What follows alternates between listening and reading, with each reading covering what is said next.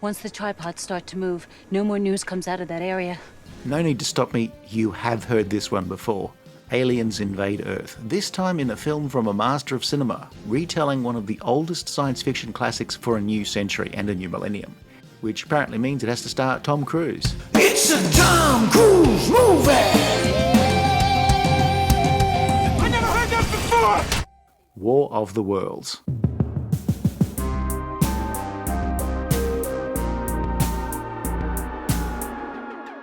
I'm taking you to the car. I think you're gonna want to look around. But you're not going to, are you? Got him close? There you go. Keep close for me. Aliens, they sure do love invading Earth, don't they? We've previously looked at Paramount's 1953 film version of The War of the Worlds and its late 80s television sequel. But this movie, of course, has nothing in common with either of those apart from Paramount's involvement. H.G. Wells' The War of the Worlds is one of those late 19th century classics that people connect with, and so the desire to remake it every now and then becomes overwhelming. Which is what happened after Steven Spielberg and Tom Cruise decided that they wanted to work together again after having made the 2002 sci-fi thriller Minority Report. Was putting Tom Cruise and Steven Spielberg together on another movie a great idea? It does seem like the combination could be an acquired taste. It's like, say, a bowl of ice cream topped with Marmite. Yes, the chances of anything good coming from adding Marmite are 1,000,000 to 1. But in this case, maybe it might work. This thing, this machine, it crawled out of the ground, started torturing everything. Just killing everybody. The plot of The War of the Worlds from its novel is well known. Aliens invade and somebody on the periphery of the action tries to survive long enough to find missing family members. And slowly and surely drew their plans against us. This 2005 version of War of the Worlds was set in contemporary times. Ray Ferrier is a divorced dad of 2 who doesn't know what to do with his kids on his weekends with them. His place isn't really set up for kids since he has no food in the house, his place is full of engine parts and mechanical bits and bobs, and his basement, while not shown, is full of shelves with row upon row of expertly catalogued pornography. I mean, really primo, top shelf stuff. You're an asshole. Hate coming here. Why you act like such a dick? His son Robbie wants to be somewhere else, anywhere else, while his daughter needs special attention, which Ray is spectacularly unable to provide. Ray is going for a cool dad vibe, but instead ends up as Father of the Year only if he's up against Noah Cross, Anakin Skywalker, and Leland Palmer. Okay with you if I just laugh the first 500 times you tell that one? Ray is set up as being a mess in this regard, but everywhere else, he's the best. He works on the docks, where of course, since he's played by Tom Cruise, he's the best dock worker. When electronics have been playing up, it's Tom Cruise who saunters past his buddy's auto shop and without even looking successfully diagnoses the problem. You got any idea what's going on? I'm on my way to find out. Tried changing the solenoids. Right, that's what I said. I told you that. The solenoid. Tom Cruise also probably fixed the Panavision cameras when they jammed and probably got the flashlight out after every take to check for hairs in the gate. Okay, because lightning doesn't strike twice in the same place. There have been massive flare-ups of electromagnetic radiation, which of course kills electronics, like whatever you're watching this on. And we're back. Young Robbie takes Cruise's muscle car joyriding, and Ray goes looking for him after a scary series of lightning strikes hits nearby. Every car is stopped, and there's no power or telephones. And then, well, there are many ways to describe what happens next. But in a nutshell, and this is by far the most apt technical description, well, shit gets real. Where lightning had struck, a massive tripod machine emerges, screaming into the ether like a hockey game turning into a riot. And then the Burnernatings begin, turning anybody who didn't star in Legend, Days of Thunder or Far and Away into clouds of dust. I did not star in any of those films, so I am beginning to feel just a little uncomfortable. I might be regretting my choice to watch this film in hard mode, with the lights down low while a massive thunderstorm rages outside. Ray packs up the kids and steals the only working car, which remember, is only working because Ray offhandedly diagnosed the problem while walking past. His plan is to reunite the kids with their mother and their stepdad, since that's what his daughter wants. And then after that, I don't know, Mum's gonna deal with the aliens. You can dump us on her, and then you only have to care about yourself, which is exactly the way you like it. But when he gets to his ex's house in the suburbs, they find it empty, so they shack up in the basement, which really does prove to be a good move. A chance encounter with a news crew gives us the goss. The lightning strikes were actually the tripod crew arriving. The machines have been buried underground for, well, a long time. But apparently nobody ever digging for water mains or subways or basements has ever found one of these things before. But whatevs. We got maybe like the only working car around here. The car trip is about as awkward as many car journeys. Part-time dad Ray tries rather insincerely to reassure Rachel that everything will be okay. This came from someplace else. What do you mean, like Europe? No, Robbie, not like Europe! At the house, a plane crashes above, demolishing most of the houses in the neighbourhood, yet leaving their car untouched. A crashed plane with curiously but thankfully empty seats. Even as a PG-13, it's still a rather grim and scary movie. Despite the film's updates, this film, unlike the 1953 film, does actually keep close to a lot of the story beats of Wells' sourcebook. A scene with crowded ferries and taking shelter in a ruined house with a madman, those are all signature scenes of War of the Worlds. The curiously corpse-free jetliner is obviously an addition, as are the kids. The oldest kid, Robbie, is full of piss and vinegar and makes noises about joining the fight against the aliens, despite all the evidence that they are unbeatable so far. His daughter, Rachel, is literally just going to be going to therapy forever. The aliens have been unbeatable so far, but they haven't come across a desperate dock worker and polymath played by Tom Cruise. Hey, Ray, you were absolutely right. That is exact. I had to change the song. Ray, hey, Ray. For such a big film, there are actually very few major speaking roles, roles with more than a few lines of dialogue.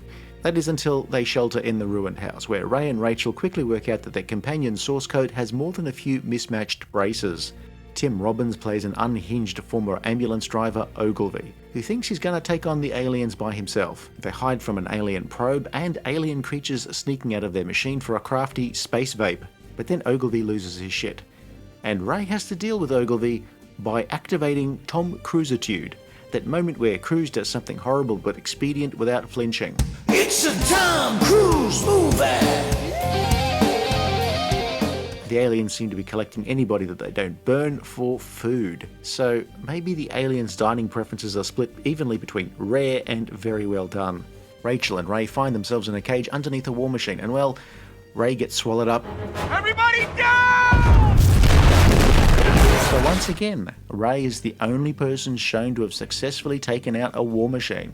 And then because somebody looked at the clock, Ray and Rachel arrive in Boston just as the war machines suddenly die out, ostensibly due to Earth's bacteria killing them. And look, everybody's okay in Boston, including Robbie. Oh, and the kids' grandparents were played by the stars of the 1953 film, Gene Barry and Anne Robinson.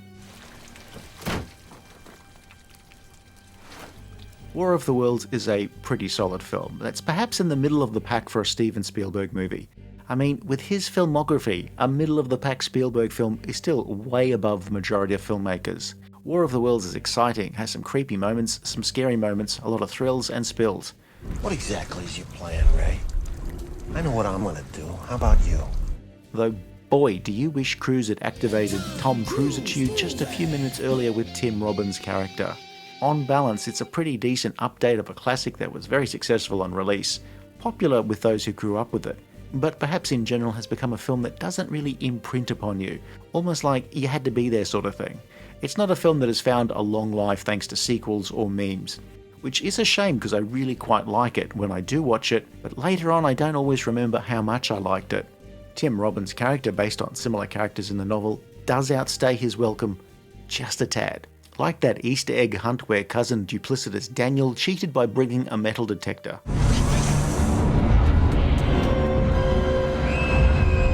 John Williams' score appears quite sparingly. It's not as hummable as a lot of his other scores, but had it appeared in a lesser film, say for shits and giggles, Fantastic Four from the same year, maybe that film would have had a better reputation.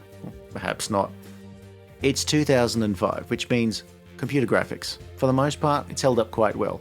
Maybe because it's combined with a lot of practical effects and effective use of large-scale crowds. Decades later, it's still pretty decent. Not perfect, just pretty decent. However, the way the story was and has always been structured, it just sort of ends. So Tom Cruise, having been eaten by an alien's, well, let's be charitable and say, food hole, and then pulled out after delivering some hand grenades, is the big moment to mark the end of the film. The acting is solid throughout the film. Well, most people just have to act scared and desperate. Blackjack? I'm allergic to peanut butter. Since when? Birth. Justin Chatwin just has to play a surly teen in the era of emo. However, the revelation is really young Dakota Fanning, who previously appeared in the UFO-themed and Spielberg-produced miniseries Taken. Spielberg almost always gets great performances out of his child actors. You know, on the Weather Channel, when there's a tornado and they tell you to go down the basement for safety? It's like that. There's gonna be tornadoes? He even coaxed a decent performance out of Tom Cruise, where he's just not smiling like a smug tosser. On the cover of Smug Tosser Monthly, the second best-selling magazine for smug tossers, with circulation just behind that of Smug Tosser Review, Miranda Otto played the kid's mother, with the actress's own pregnancy incorporated into the film. And the film is topped and tailed by a narration from Morgan Freeman. War of the Worlds is never really about aliens, though if it was, it would be about aliens who can literally zap anybody in sight, except for somebody who starred in The Mummy, Night and Day, and Vanilla Sky. The film was more about the various ways humans reacted to the aliens showing up, anger and fear. But since it's a PG-13 movie, nobody actively shits their pants, well, not on screen. Truth be told, if you saw a giant tripod machine incinerating whoever, you'd probably want to be walking around with a jacket wrapped around your waist until you could get a change of clothes.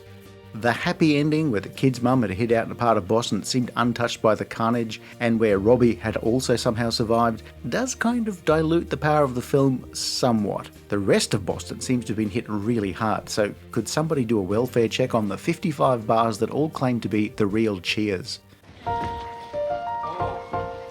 Steven Spielberg, of course, was no stranger to making films with aliens, but both Close Encounters and E.T. had been about benevolent aliens visiting. War of the Worlds was Steven Spielberg turning the sensibilities of those two films around 180 degrees. It asks the age-old question, what if visitors from another world were assholes? We don't know why the aliens are here, we don't know who they are, we're not even sure what their master plan is. Spielberg had said that he'd wanted to make a version of War of the Worlds for a long time, but that Independence Day had kind of sucked the story dry, like a mosquito on a leech on a vampire bat on Dracula. By the time he was ready to again tackle War of the Worlds, there was the spectre of competing adaptations, which accelerated the production schedule and amped up security on set. Which is fine so long as nobody pops this on the turntable. The working relationship between Spielberg and Cruise may have soured somewhat when, after the film was released, Cruise went on a PR tour to promote the film, where he definitely added some lemon juice and vinegar to the cream. Appearing on Oprah Winfrey's show, Cruise appeared to have, well, the nicest way to describe it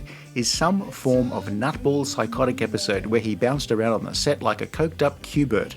Cruise went from being box office gold to, well, I suppose he was still a bankable star, just a little tainted, so he was for a time more like box office bronze. Or perhaps by this point, people were just sick of his cult leader shit. He still had big hits in the Mission Impossible films, but outside of those, many Cruise films seemed to be hit by the law of diminishing returns. I said diminishing, not diminutive. I was in no way making a comment about Tom Cruise's height. I mean, look, I'm saying this while sitting on a stack of phone books in order to reach the microphone. War of the Worlds was a solid update of the original story, made for an audience living in a time of war and with recent memories of terrorism. It brought together one of the biggest stars of the day and one of the biggest directors, scaring the shit out of audiences in the nicest possible way. If you enjoyed this review, please like and subscribe, leave a comment below, or check out some of our other videos. You snooze, you lose, unless you're Tom Cruise. You ooze and shrews, and then you're Tom Cruise.